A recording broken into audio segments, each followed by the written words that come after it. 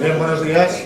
Vamos a empezar. Antes de presentar al profesor invitado, quisiera agradecer dos cosas. Primero, al Servicio de Medicina Interna, al doctor Miguel Ángel Barba, que no sé si está por aquí, y al doctor Javier Solera, la flexibilidad que han tenido para permitirnos poder disfrutar hoy de la presencia del profesor Olea, ¿no? Y por lo tanto, muchísimas gracias. La segunda es que esta charla no habría sido posible sin la colaboración del Laboratorio Persan Pharma, que se ha ocupado de la logística, y al que quiero también agradecer su colaboración. No me voy a extender en la presentación. El profesor Olea, que es catedrático de Radiología y Medicina Física en Granada y director de la... estamos hablando de si hay fundaciones o no de investigación, ni siquiera alguna, en el hospital de Granada. Probablemente es el mayor experto, iba a decir de España y probablemente de más sitios, en toxicidad ambiental. Su presencia y sus referencias en PubMed son abrumadoras, no os voy a aburrir con eso. Es un viajero infatigable a los lados del Atlántico y un entusiasta de lo que nos está contando. Yo desde anoche que tuve la ocasión de oírle no he tenido un buen sueño, la verdad, porque ha sembrado una inquietud que creo que nos va a transmitir a todos nosotros. No quiero aburriros porque estoy convencido de que la charla no nos va a decepcionar y por lo tanto le damos la palabra al profesor. Gracias. Gracias. Buenos días, muchas gracias por la invitación. Para mí es un placer estar en el hospital esta mañana, sobre todo porque es el sitio donde estas cosas tienen que comentarse. Yo voy generalmente de telonero a los congresos de agricultura ecológica de España, me llevan, hago la primera presentación, hablo de lo mal que está todo, nos vamos al café, me despiden y entonces dicen, ¿ves cómo hay que hacer algo? Y ya todos tienen una coartada y una justificación para presentar sus alternativas, ¿no?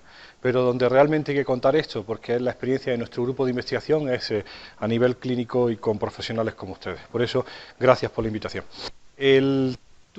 Las tóxicos cotidianos, para adaptarme a los 40 minutos que me han dado, yo les decía a los organizadores que yo menos de 2 horas y media no soy capaz de hablar, que meterlo en 40 minutos va a ser muy difícil, pero sí que es, por supuesto, sencillo y aquí estamos.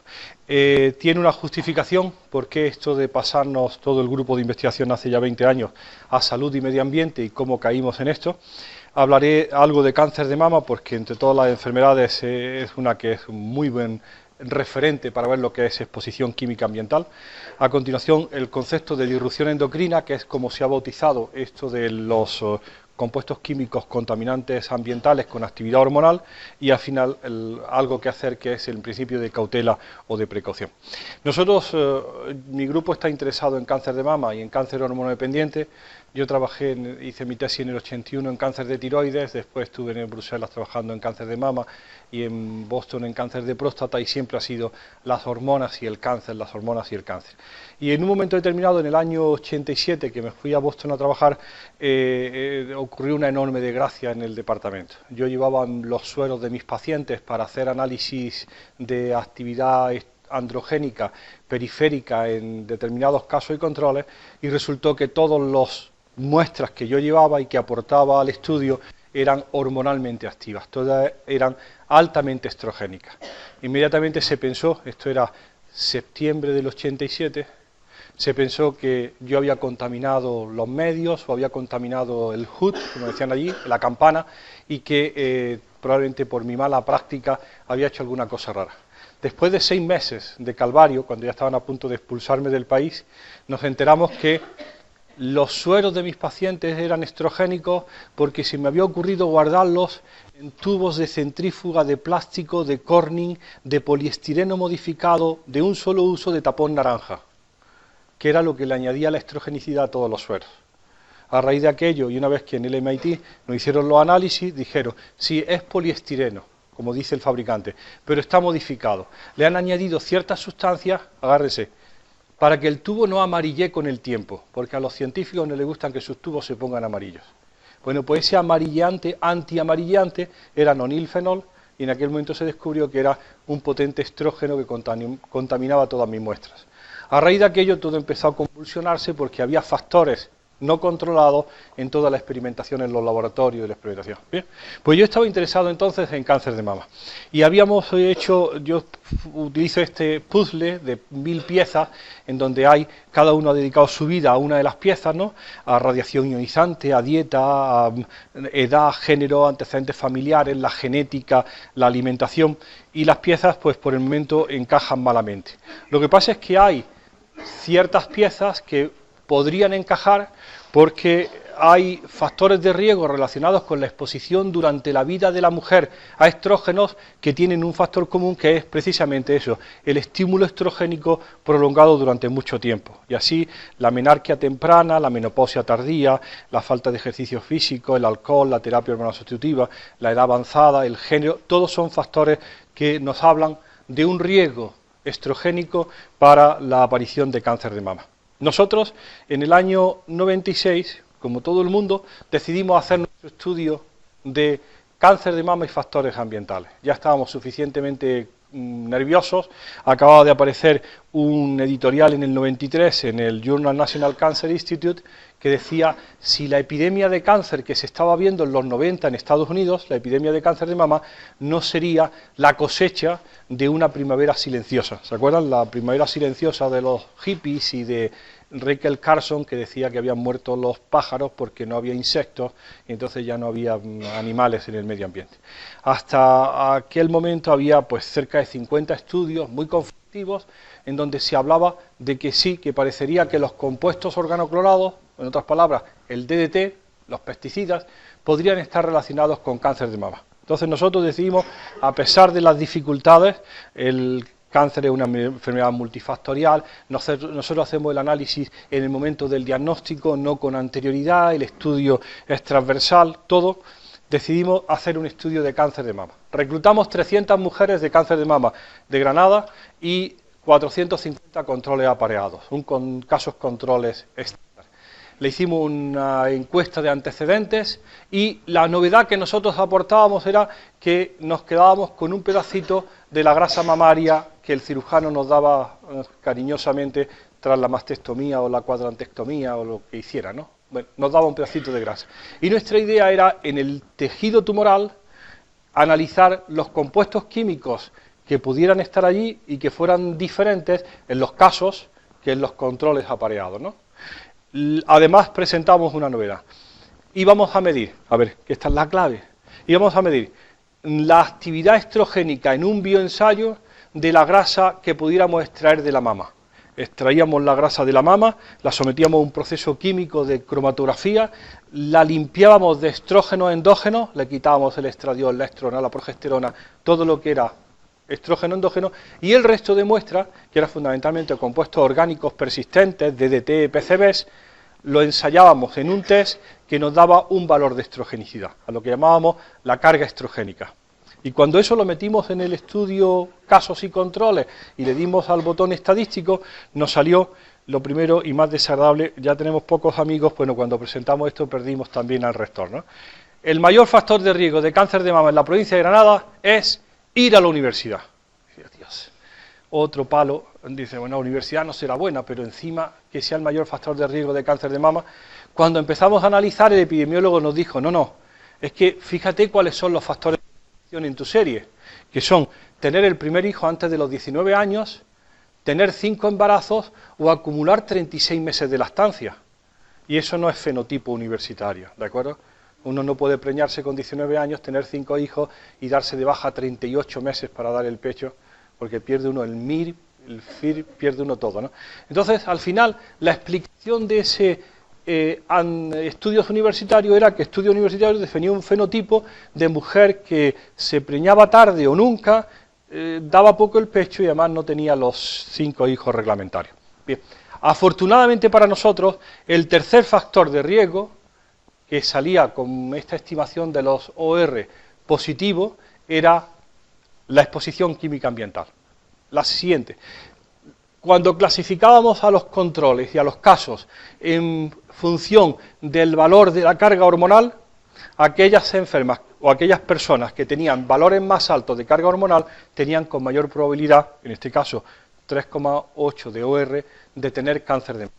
por fin nuestra hipótesis se presentaba como la tercera, pues probablemente prevenible, porque si uno ha decidido ir a la universidad ya no es prevenible, los antecedentes familiares parecerían la carga genética, aunque si después tenemos ocasión hablaremos qué es para nosotros mobility, yo siempre lo cuento. Los americanos están siempre hablando de la movilidad y los factores genéticos y los factores ambientales. Yo siempre le digo a la gente, nací hace 59 años en la avenida Constitución 39, primero A. Después de 59 años ya vivo en el tercero. Mi mobility ha sido que he subido 2 plantas. Mis hermanas viven en el segundo y mis padres han vivido toda la vida en el primero, ¿no? Es que si mobility en España es que uno vive en el entorno familiar, ha comido lo mismo que cocinaba la abuela, la madre, y ha aprendido, al final los factores ambientales son muy diferentes de diferenciar de los genéticos. Pero bueno, ahí estamos. El caso es que por fin nos encontramos con un factor ambiental que era el riesgo combinado. En el caso particular de las enfermas, de las mujeres posmenopáusicas y con un body mass index debajo de 28, que ese fue nuestro primer hándicap en el estudio, cuando nos salió un índice de masa corporal de mediana para la población control de 28, el paper, por supuesto, no se podía publicar. Todos los referentes nos decían, su población está segada, usted no tiene nada más que gorditas. Afortunadamente, EPIC, la gran encuesta de cáncer y alimentación de toda Europa, publicó los datos del body mass index a lo largo de toda Europa. Y coincidía que para la población sana normal, las mujeres de 59 años de Granada tenían una mediana de índice de masa corporal de 28, igual que las nuestras. Entonces descubrimos que los españoles, o que las españolas no son suecas, sino que cuando tienen 60 años son bajitas y gorditas, y que esa es la normalidad, ¿de acuerdo? Afortunadamente eso se salvó y quedamos en que sí, para una población normal, que es las que están por debajo del body mass index de 28 y que tienen situación de posmenopáusica, el riesgo de tener más porquería en la mama es hasta 5 veces superior que el grupo o que las referencias de control. Bien, ahora la parte segunda. Ya teníamos el dato, se consigue colocar el paper, se estaban colocando publicaciones sin hipótesis y esta por fin defendía nuestra hipótesis. Pero entonces empezamos a analizar cuáles eran los factores de riesgo que condicionaban tener la carga estrogénica más alta. ¿Quién eran las personas que tenían la carga estrogénica más alta? Y entonces empezamos a analizar los casos y los controles y nos llevamos una enorme sorpresa. La mejor manera de tener una carga hormonal estrogénica debida a compuestos químicos bioacumulados en la mama más baja es parir pronto, parir mucho y dar mucho el pecho. A ver, hay una hipótesis que todo el mundo ha comprado, que es que el efecto del embarazo temprano como protección en cáncer de mama se debe a la transformación temprana que producen los estrógenos sobre los buds terminales de los acínis mamarios. Bueno, eso lo dijo José Pepe Souto en ruso, ¿no? José Russo, en Pensilvania, y todo el mundo lo repite. Y nosotros decimos, bueno, probablemente sea un problema molecular y de diferenciación celular, pero fíjate qué cosa más curiosa. Antes de salud, más embarazos tengas y más lactancia acumules, menos porquería te queda en la mama. Y tu riesgo cae hasta niveles mínimos. Entonces hemos planteado que una de las mejores formas de disminuir el riesgo de cáncer de mama, que aparece con 55 años, es que de forma temprana hayas empezado a descargarte de todo lo que lipofílico y bioacumulable estaba en tu tejido epitelial mamario. Y las cosas no pueden ser más sencillas, encajan las piezas perfectamente. Y dice, bueno, tú sigue con tu hipótesis, pero a mí déjame esto. Antes empieces a quitarte los factores de exposición que tienes, mejor va a ser para lo que ocurra dentro de tu tejido mamario. Empezamos a analizarlo y entonces dice, bueno, pero ¿cómo se libera uno de la porquería acumulada desde el nacimiento hasta los 20 años? Con embarazo y con lactancia. Entonces le pregunta a los toxicólogos, ¿esto significa que hay una persona que recibe todo esto? Y te dicen, bien, los estudios de los años 60, ya olvidados porque son muy antiguos, indican que el primogénito, yo digo siempre, yo soy el quinto, ¿no? Pero los primogénitos se llevan el 60% de la porquería que la madre ha acumulado durante su vida. Porque toda se cede. Son lipofílicos, se movilizan en el segundo trimestre de embarazo, entran en la leche, es una perfecta exposición. Más tarde se preñe la señora, más exposición ha acumulado, más le da al primogénito. Entonces, al final, lo que empezamos a plantear es que tenemos una buena hipótesis y algunas de las piezas de cáncer de mama, tabaco, estudios, clase social, dieta, obesidad, alcohol y exposición química combinada ajustan, pero en algún momento, y lo veremos al final, esto es un riesgo transmisible, no es genético.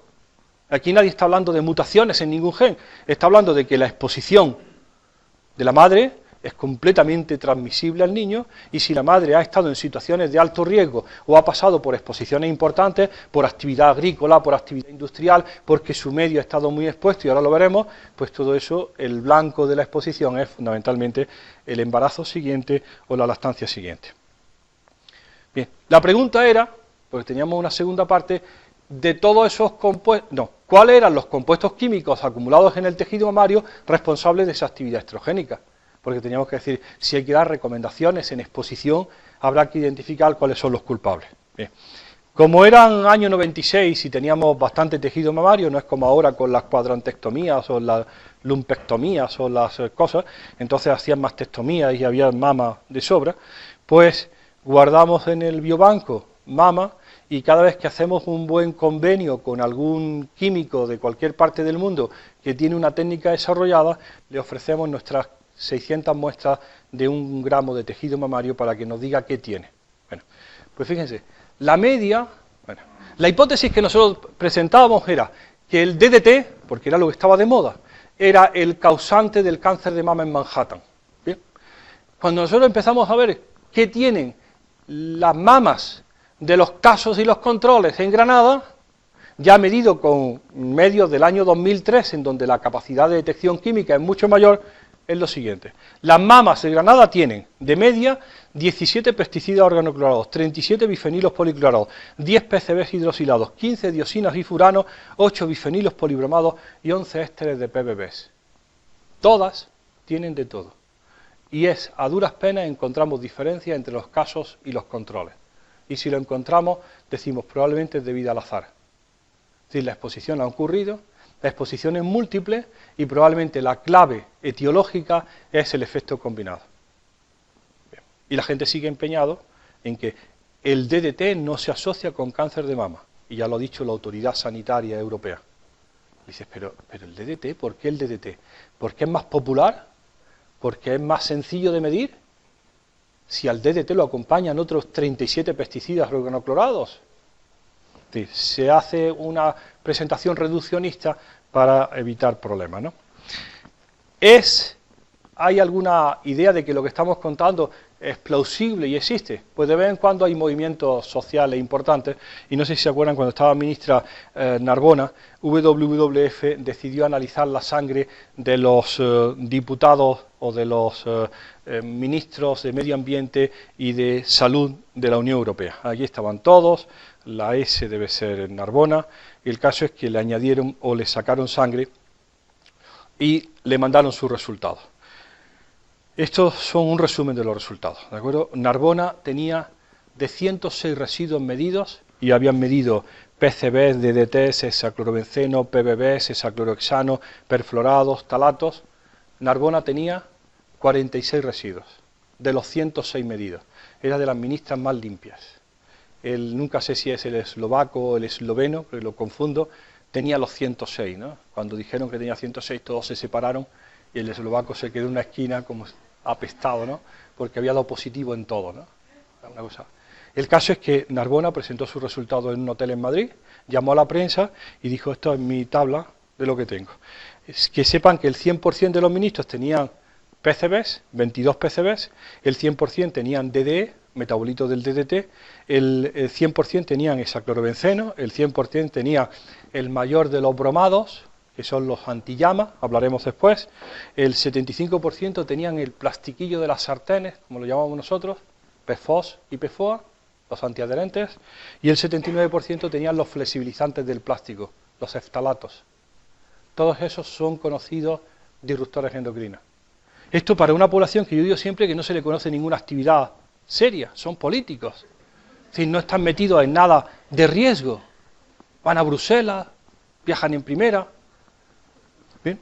Cuando la ministra presenta esto, enseña sus resultados, le pregunta la gente, los periodistas, ¿y eso qué significa? Inmediatamente el director general del momento dice, los niveles son muy bajos.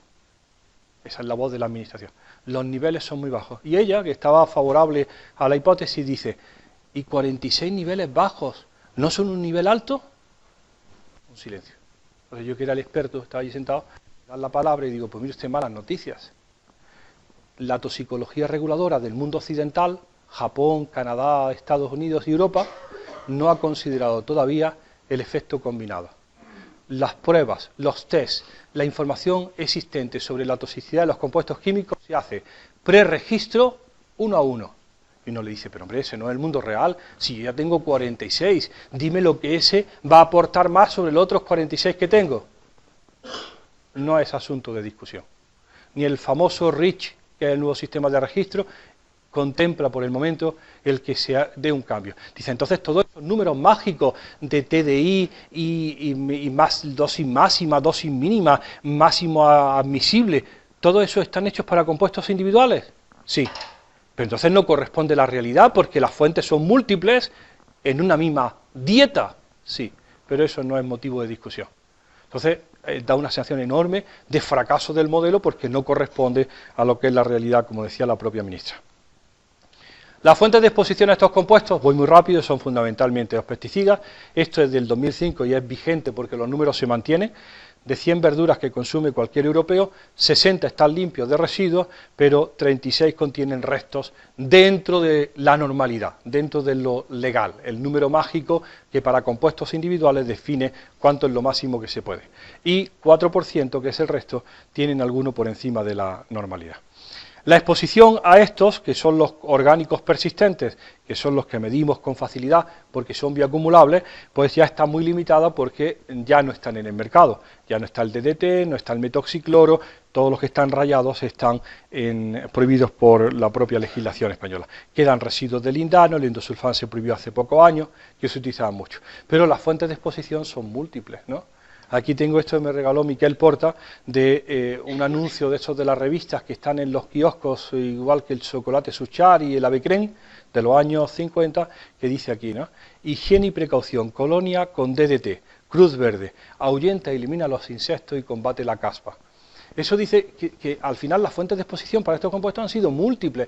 Y no era solo el residuo que pudiera haber en la patata tratando el escarabajo, sino era también, si uno en su casa le pregunta a su madre, tú no me echarías cruz verde, ¿verdad? Porque si le echaba colonia cruz verde, que era muy buena para la caspa, tenías tu dosis diaria de DDT. Inconsciente, porque parecía hasta una buena actitud, ¿no? Lo mismo que pasa con el lindano hasta frecuentemente. Bien. Nosotros hemos ido con estos datos pregonándolos por todos sitios y acuérdense, cuando acabamos con la historia de mama, nuestra gran preocupación fue ¿qué pasa con los niños? Y empezamos un estudio que no sé si lo conocen, se llama la Cohorte Infancia y Medio Ambiente, la INMA.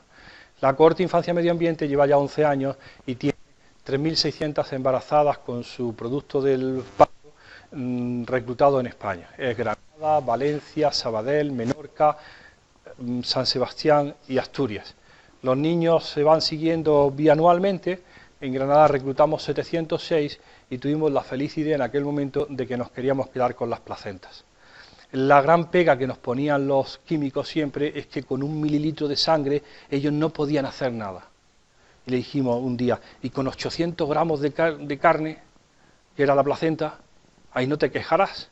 Nos compramos el Bucky Mixer, un homogenizador industrial que hace papilla, y metemos las placentas en el Bucky Mixer y se hace mousse de placenta que se guarda en alícuotas. Y ya se la damos a todo el que quiera medir. Y cuando empezamos a medir, nos damos cuenta que, por ejemplo, fíjense, 2003, publicado en 2006, el 99% de las placentas de las mujeres que dan a luz en el Hospital Clínico de Granada tienen DDT o sus metabolitos en el año 2003. El 98% tienen algunos de los metabolitos del endosulfán, o Aldrin o el DRIN. Cuando esto lo extendemos a Finlandia, Dinamarca, nuestros otros socios europeos, nos damos cuenta de que a pesar de toda la norma, a pesar de todas las prohibiciones, para compuestos orgánicos persistentes, la mayor fuente de exposición no es ni el queso de cabra, ni el queso frito, ni la leche pasteurizada, nada. La mayor fuente de exposición al DDT en España son las madres, porque es la hembra más vieja que ha estado más tiempo en contacto con todo el DDT ambiental. Lo recibió de su madre, se cargó con el residuo en la alimentación y ahora se lo regala a su hijo, como una de las fuentes. ¿Cómo? Pues en placenta, si la placenta está cargada de DDT y todo lo que ha tenido ya acumulado. Uno pensaba que poniendo en el año 94 o en el año 84 en el BOE la prohibición del DDT, el problema se había acabado para un compuesto que tiene una persistencia ambiental de 50 años. Esto no es nada más que reciclar mierda generacionalmente y generacionalmente. Y cuando hablamos del DDT hablamos de los bromados y todos los compuestos que son persistentes. Se incorporan y uno va cediéndolos, pasándolos, cediéndolos, probablemente con un declive lento y con un efecto que es lo que queremos evaluar. Estamos hablando de bromados, hemos hablado como antillamas, yo creo que están por aquí, ¿no? Sí.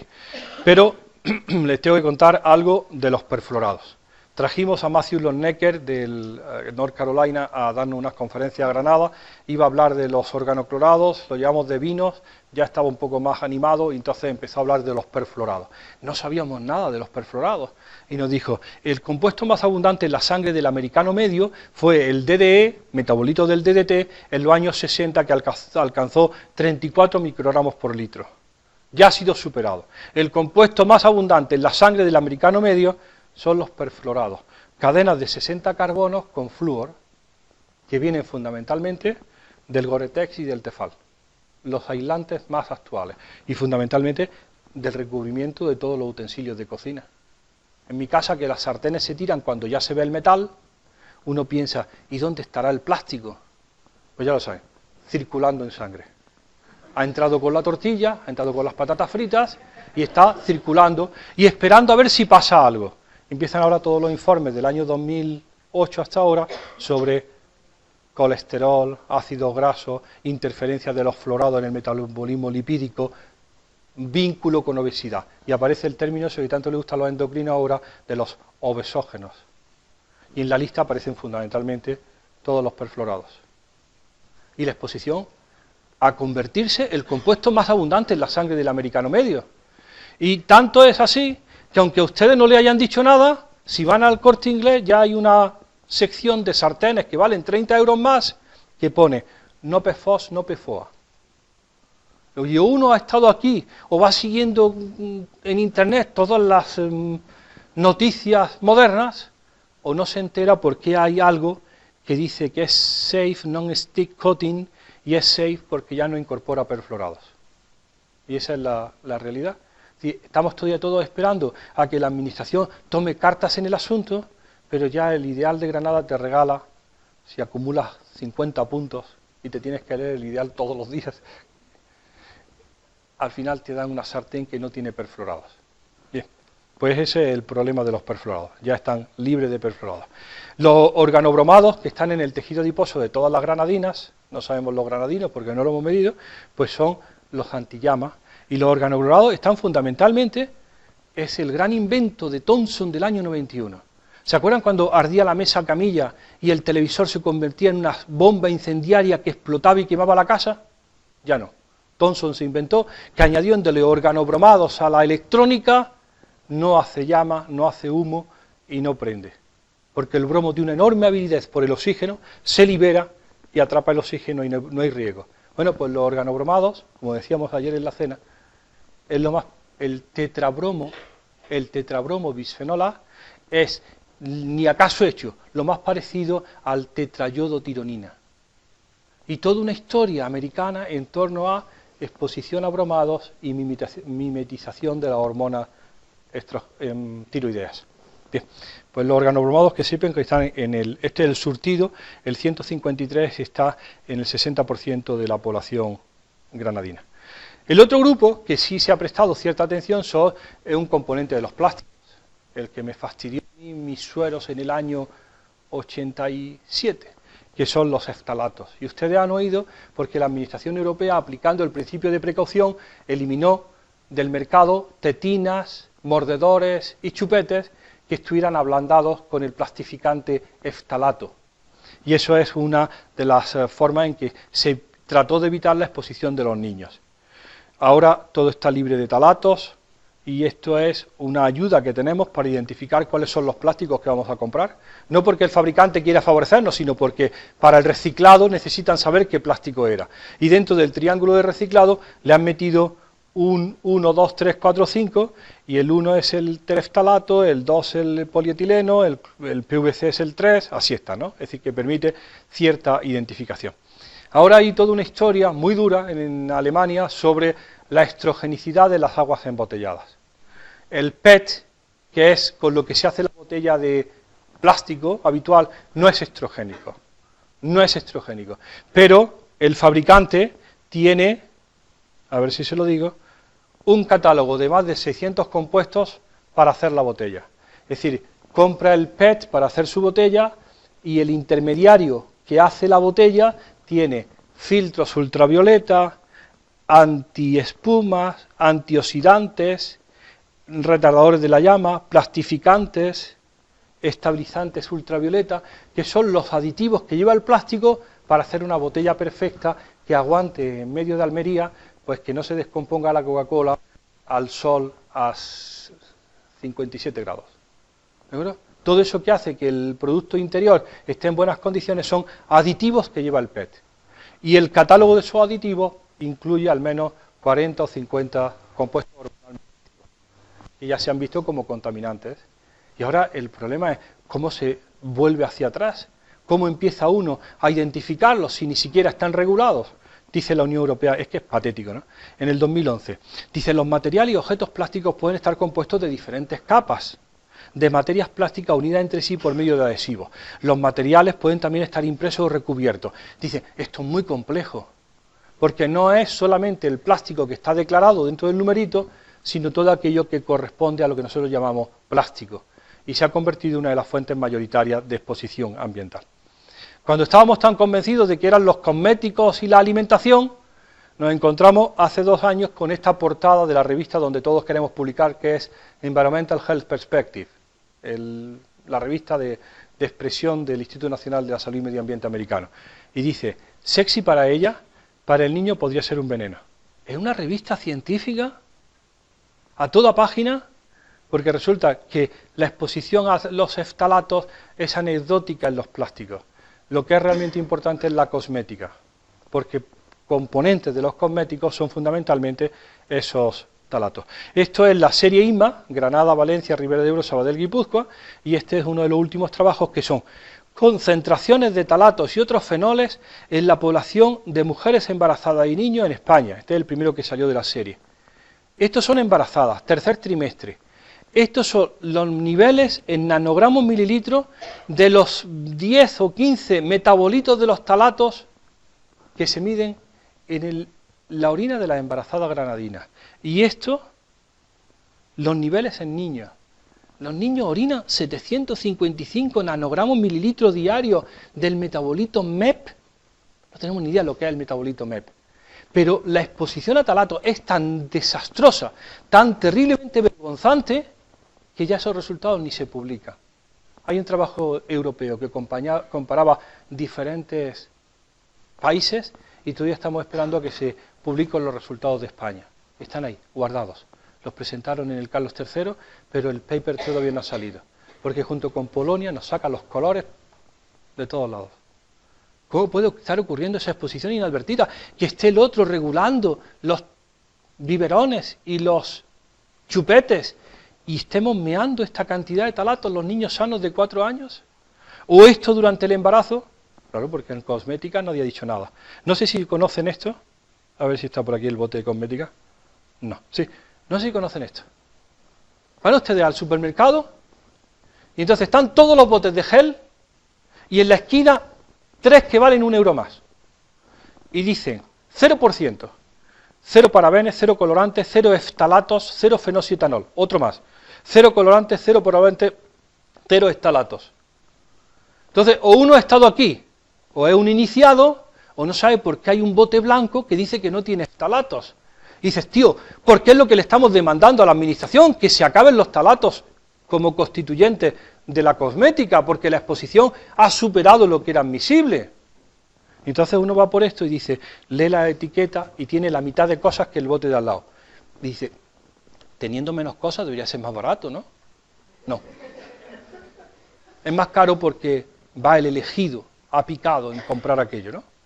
Yo digo siempre, flaco servicio se le hace en Andalucía, no sé, en Castilla, cuando una persona de la calle tiene que identificar esta palabra, P-H-T-H-A-L-A, que es la forma americana de decir talato, ¿no? P-H-T-H, digo, cuando un andaluz cuando va por la cuarta consonante dice, esto no se puede leer, esto no existe, esto son siglas, ¿no? Bueno, pues que sea el fabricante quien pone en el mercado esto, y todos esperando a que se dé el gran paso, pero probablemente no se da el gran paso porque por el momento no ha pasado nada. Ayer salió un informe, estos son los talatos en orina, ayer salió un informe de Greenpeace, el 2, justo ayer, está en la prensa, ahora mismo está en internet, sobre la exposición a talatos en toda Europa y la ropa infantil, ¿no? Pues ha salido el número 2 del informe y aparece aquí, pues por ejemplo, la suma de talatos. Estos son miligramos por kilo, 101.000 miligramos. 101 gramos en la camiseta de Mickey Mouse vendida en Bélgica, a ver, 57.000 la de Minnie, esta es la de Mickey, esta es la de Minnie, y sale otra vez, y dice, pero ¿esto cuándo lo va a hacer la administración? ¿Por qué lo tiene que hacer Greenpeace? Y presentarlo, y la gente ofenderse, ¿no? Bueno, al final teníamos los pesticidas, que era de donde veníamos nosotros, el malo era el agricultor que echaba DDT, después nos dimos cuenta que la exposición podía ser también a compuestos químicos ambientales, no pesticidas, y eran las sartenes, después nos descubrimos la cosmética y ahora nos hemos metido en textiles. Lo de textiles es, a ver, un minuto y ya me voy, textiles. Viene el representante inglés de PET porque se van a instalar en la gran industria española. Y me dice las bondades del PET y que no es hormonalmente activo. Dice, porque como usted sabrá, el 30% de lo que se fabrica, lo que se recicla de plástico en Europa, se exporta a China, a Oriente, y vuelve en forma de fibra para la hilatura. Digo, ¿sí? ¿El PET es fibra para hilatura?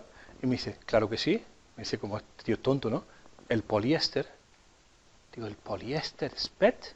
Dice, sí, cuando lo hacemos como fibra es poliéster, cuando se hace como malla es PET, para botella. Digo, entonces, este trajecillo mío barato del Corte Inglés, que no ha visto la lana por ningún sitio, que pone entre una etiqueta poliéster, está hecho con fibra igual que el PET. Digo, estos son 3 botellas de Coca-Cola de 2 litros, recicladas. Dice, sí. Dice, pero con una inconveniente. Cuando viene como fibra, ya lleva incorporado los bromados para que esto no arda. Ya no arde nunca. Yo me acuerdo de mi padre que fumaba, tenía las corbatas llenas de agujeros. Ya nadie tiene agujeros en la corbata. Ahora te cae la tranca, si es que tienen tranca, pero ya nada arde. Los bromados para que no arda. Para que cuando le caiga una mancha, haga uno así, se vaya, mejor repelente que un perfluorado. Ya está en la fibra. Para que tenga el color amarillo, el rojo, eso, pues cromo, cadmio, plomo, elige metal. Para que planche bien, los nonilfenoles, los alquilfenoles, el lavado perfecto y el planchado recupera totalmente. Es decir, al final, la fibra ya viene con todos los ingredientes que lo hacen de una excelente calidad para el planchado, el lavado, el repelente de la grasa y el antillama. Entonces, al final, cuando empieza a ver esto, pues estos son los niveles de metales en placenta, me los salto, empieza a complicarse la cosa. A ver, nosotros no hemos ido ahora con los toxicólogos de otro grupo a medir, como tenemos las placentas, nos dice, yo podría medir en las placentas los metales. Digo, bueno, ¿qué tienes? Yo mido cadmio, cromo, mercurio, manganeso y plomo. Estas son las medidas en 300 placentas de Granada, en nanogramo gramo de peso, el 100% tienen cadmio, el 98% tienen cromo, el 30% tienen mercurio, el 100% tienen manganeso y el 35% tienen plomo. ¿Los niveles son altos o bajos? Ni idea, no entendemos de metales. No hay antecedentes de medirlo en placenta, pero eso sí, todos los metales que están en sangre, todos los que están en pelo, todos los que están en la gasolina están en las placentas. Entonces está ocurriendo una exposición. Y nos encontramos, esto se lo tienen que leer ustedes, porque la SESA, la Sociedad Española de Sanidad Ambiental, ha decidido tomar cartas en el asunto. Esto está publicado de hace 2 meses. los cartageneros, no son cartagineses, ¿no? Los cartageneros y los barceloneses, juntos un trabajo de epidemiólogos toxicólogos, medir la presencia de mercurio en todas las formas de atún enlatado en España. Este es el trabajo, lo presenta José Jesús Guillén de Cartagena, y la gran recomendación: las conservas de pescado, el atún, ya sea light o no light, blanco o marrón, está fuertemente contaminado por mercurio. No es recomendable su consumo en la forma que se está haciendo en el mercado nacional. Eso de los jóvenes 3 días en semana un bocadillo de atún, dicen ellos, te has pasado. Los atunes que están enlatándose pesan entre 150 y 200 kilos, tienen 18 años y se han comido toda la porquería del Atlántico, del Índico y del Mediterráneo. Se había dado la alarma hace un año dentro de ISMA del pez espada en Levante, y ya lo habían dicho los valencianos. No está tan bien comer 2 veces en semana durante el embarazo pez espada, porque lo que orina la embarazada valenciana de mercurio está por encima de los niveles recomendados. Y ahora salen estos, y les digo, ¿qué? Y ha tenido mucha repercusión. Dice, sí, nos hicieron un reportaje el otro día los del País. Digo, ¿y cuándo sale? Nos han dicho que nunca. Y la SESA, que es la sociedad de la que ellos pertenecen, porque este muchacho es el presidente actual, Chema Ordóñez, quiere presentarlo públicamente si es que la administración no lo hace. Es decir, uno está, lo que decíamos anoche, entre la lucha entre las características organoléctricas y la bondad del omega 3 y la bondad de la comida y las recomendaciones y lo que es la realidad de lo que está en el mercado, que no tiene nada que ver con aquello que nos enseñaron los libros, porque esto tiene mercurio, lo otro tiene talatos y lo otro está envasado. Entonces, bien, para acabar, déjeme pasar a la última parte, los parabenes me los salto, que son, y me voy a nuestra estrella, que es el bisfenol A. 5 minutos y acabo. Bisfenol A es lo más que a nosotros nos interesa porque empezamos a trabajar en el año 2000 o 99 o así, ¿no? Bisfenol A es el policarbonato. Está marcado en el triángulo como número 7. Es el plástico más vendido. Es el plástico más fabricado. Una sola factoría de Alhama de Murcia, en Cartagena, fabrica actualmente, están sentados, ¿no?, 250 millones de kilos anuales de bisfenol A. Un compuesto, a ver si lo voy a enseñar, un compuesto muy sencillito, yo creo que está por aquí la fórmula.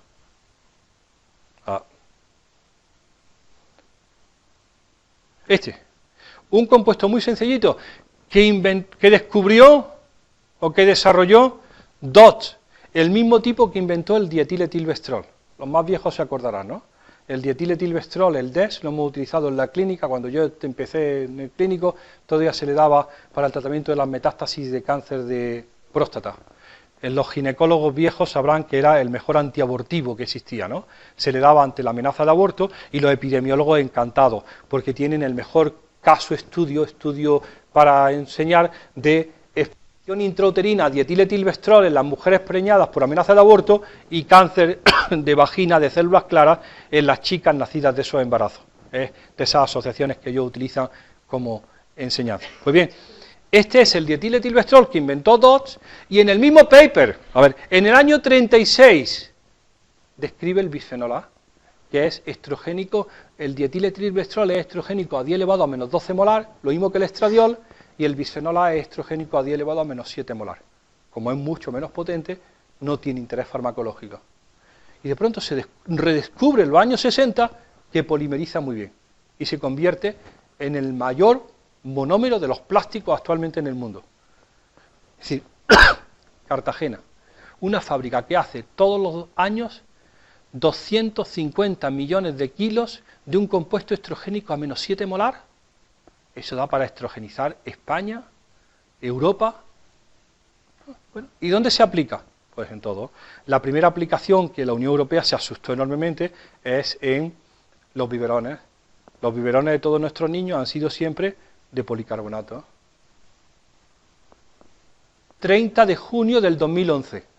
¿Cuántos de aquí, que son profesionales de la salud, saben que por Real Decreto Europeo, el 30 de junio del 2011, se suprimieron de todo el comercio europeo, en el mismo día, la venta, fabricación e importación de biberones de plástico hechos de policarbonato, que eran todos? Todos callados. Ahora todos se llaman no BPA o Free BPA. En un solo día. Y dice el ministro del ramo, el europeo, no tenemos ninguna evidencia de que esto haya provocado nada, es decir, no hay ninguna evidencia de que ningún niño acabándose el biberón haya caído muerto de espaldas por culpa del bisfenol A. Es muy improbable, pero no podemos consentir que exista desde el nacimiento una exposición mantenida para un compuesto. Lo habían dicho previamente 2 años antes los canadienses. Como no tenemos alternativa, dijeron los canadienses en el 2008, por favor, no viertan líquidos calientes, no los metan en el microondas. Ahora, a estas alturas, con los niños con 30 años, que no vertamos líquidos calientes en el biberón de policarbonato. ¿Se acuerdan cómo se preparaba el biberón? Se echaban los polvos, se le echaba agua hirviendo, se agitaba y se completaba con agua tibia, porque eso libera un 0,1, un 0,2% del monómero constituyente del policarbonato. En mi casa los biberones los tirábamos cuando ya no eran transparentes, nos daba vergüenza, porque ya no se veía el contenido de lo rayado que estaba aquello. Bueno, pues ahora de pronto, el 30 de junio del 2011, dicen, eso es malo. Y si lo anterior, lo que hemos estado haciendo, pues ahora todo es Free BPA. Aparecen los franceses, se lo toman esto en serio y dicen, una de las mayores fuentes de bisfenol A son los tickets de compra. Esos tickets que llevamos todos en la cartera, no se sabe para qué, porque ya los guardas, que al final pierde el número y que se le pasa un dedo y suelta un polvillo blanco, es bisfenol A no polimerizado, porque polimeriza con el calor y se forma, no hay tinta, sino no hace falta rollo de tinta en la impresora de la cajilla, sino eso. Y entonces dicen los franceses, esto es muy jodido. Hay tomar medidas inmediatas, 25 de marzo, para evitar la exposición de las mujeres jóvenes en las de cajeras, manejando metros y metros de cinta de bisfenol A y el contacto térmico inhalatorio, y que inmediatamente se empiecen a hacer eso. Y dicen, 1 de enero del 2015, no queremos bisfenol A, y dice la autoridad europea, eso no puede hacerlo un país, tienen que esperarse a que todos lo decidamos. Y ellos dicen, no queremos bisfenol A en ninguna de sus aplicaciones alimentarias ni en sitios de exposición de población de riesgo. Y dice uno, esto es los selladores dentales, esto es nuestra amiga Antonia Calafat. Ya sí que estoy acabando. Antonia Calafat es la directora de laboratorio en el CDC, en el Center for Disease Control. Antonia es la jefa de Mallorca, ha llegado en la mejor química, ha llegado. Pues uno de sus papers dice esto. Los niveles de bisfenol A en la población, en la encuesta alimentaria, medida en orina, en la población infantil, 2003-2004, en Estados Unidos son, todos los niños americanos mean todos los días 3,7 nanogramos mililitros de orina de bisfenol A. ¿Cuándo se puede llegar a orinar 946? Lo normal es 3. ¿Cuándo se puede llegar a orinar 946? Cuando se viene de aquí. La mayor fuente de exposición a los plásticos actualmente, y al bisfenol A en particular, es el medio hospitalario. Es donde más riesgo hay, porque los instrumentos, los materiales y los eftalatos y los bisfenoles están presentes en todo el instrumental. Y se crea un grupo que acabamos la semana pasada y que se hará mañana el informe, durante 1 año y medio, que se llama BPA in Medical Device, para dar recomendaciones de cómo disminuir. Y vienen, una vez que hacemos todos, ponemos nuestra evidencia, vienen los evaluadores del riesgo. Grupo de mayor riesgo. El primero, hemodiálisis. La máquina entera de policarbonato, los filtros son de resinas, esto es un problema. Y dicen, no, no es un problema, son pocos y están muy enfermos. ¿Vale? Eso es un político tomando decisiones. Son pocos. Segundo, los niños en incubadora. Ahí no me dirás que... No, eso sí que es realmente serio. Toda una neonatología está ahora mismo bajo la supervisión. Y empezarán a aparecer información sobre prohibiciones, eliminaciones, porque aunque nadie sepa lo que es, cómo es el riesgo, esto es una caja de policarbonato y esas maravillosas jeringas de Corning, difusión lenta intratecal o intragástrica, son muy ricas en talatos. De hecho, esto es lo que orinan los niños españoles, 4,2 el 100% de la población orinan 4,2 nanogramos mililitros de bisfenol A todos los días. Bisfenol A está asociado con diabetes, según el estudio de Ángel Nadal.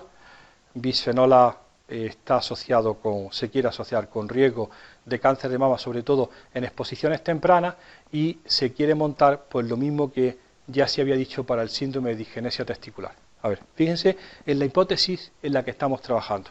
Cuando hicimos nuestra cohorte de recién nacidos, nosotros no queríamos una cohorte de recién nacidos, nosotros queríamos reclutar todas las criptorquidias del hospital hasta llegar a 50, ¿de acuerdo? Y lo que hicimos fue anidar un ensayo de casos y controles dentro de una cohorte, porque estamos dentro de esta hipótesis. Se la copiamos a Neil Skakevet, que ya se ha jubilado, que es el director de una unidad del Rigshospitalet Hospital en Dinamarca, que dice lo siguiente: los 40 días, la exposición estrogénica del feto macho durante los 40 días postconcepción son críticos para el desarrollo del síndrome de disgenesia testicular, que tiene 3 manifestaciones: criptorquidia y pospadia, mala calidad seminal, infertilidad o riesgo de cáncer de testículos. Y están convencidos de que las exposiciones tempranas a agentes hormonales condicionan tus riesgos a lo largo de toda la vida. Y con esa hipótesis de 30 años, de 40 años de seguimiento, que Carlos III ni que FIS te va a dar dinero para que tú puedas hacer un estudio que exige esos seguimientos. Pero nos dice que hay que ser muy cautos para las exposiciones en momentos determinados, fundamentalmente en embarazo y en primera infancia. Ya llegó al final. El término que se adoptó en el año 96 sigue vigente. Este documento lo tiene usted a su disposición, es de la OMS, disruptores endocrinos, revisión al año 2012, son 300 y pico páginas y está muy completo, y define qué son disruptores endocrinos, sustancias químicas que alteran la función hormonal. Hay un movimiento enorme y dice Ángel Nadal, biólogo molecular, que publica en Science, en Nature, que habla con Dios, que estudia diabetes y bisfenol A, publica esto en su último trabajo. A ver, ustedes son los clínicos. En términos de práctica médica y siguiendo el principio de precaución, los médicos generalistas, los endocrinólogos, los pediatras y los obstetras deberían considerar dar recomendaciones sobre la exposición a disruptores endocrinos y los factores de riesgo para diabetes. Esta precaución debería ser particularmente útil durante los periodos más sensibles de la vida, infancia y embarazo. Y empieza el hombre a tragarse la píldora de que realmente la prevención de estas enfermedades tiene que ocurrir evitando exposiciones tempranas. ¿Qué es el principio de cautela? Cuando una actividad se plantea como una amenaza para la salud humana o el medio ambiente, deben tomarse medidas precautorias, aunque las relaciones de causalidad no se hayan establecido de manera científica en su totalidad. Si uno tiene que esperar a traer cadáveres para creerse la demostración de la asociación entre exposición y daño, entonces puede ser demasiado tarde. Me invitaron a una conferencia, esta es la última, de verdad, a una conferencia en Almería, y me dijeron, ten mucho cuidado, que hay un carril muy peligroso, y hay un stop. Llego al sitio, fíjese lo que hay, esto es la Sierra de Gádor, estos son los invernadores, y se pone, stop a 150 metros. Y pone 70, 60, 50, 40, 30, 20. Cuando uno va por 50 se le cala el coche, no puede uno reducir la velocidad tanto como te pide, pero está así, es real. Y aquí está el stop. Y yo digo, bueno, este es el mejor ejemplo del principio de precaución. Es anticipatorio. Las cosas tienen que hacerse antes de que ocurra. Yo digo siempre, el mayor representante del Estado es la Guardia Civil. ¿Está la Guardia Civil alguna vez en el señal de peligro del stop, aquí delante? Nunca. Están en un árbol al otro lado del stop. Si uno se salta el stop y se mata, dice, ¿has visto? Y lo apunta. Se ha saltado un stop y se ha matado. ¿Has visto? Si es que van como van. Y si no se lo salta y no te matas, te paran y te dice, ven aquí que te vas a enterar. No tiene nada de precautorio. No tiene nada de anticipatorio. Gracias por su atención.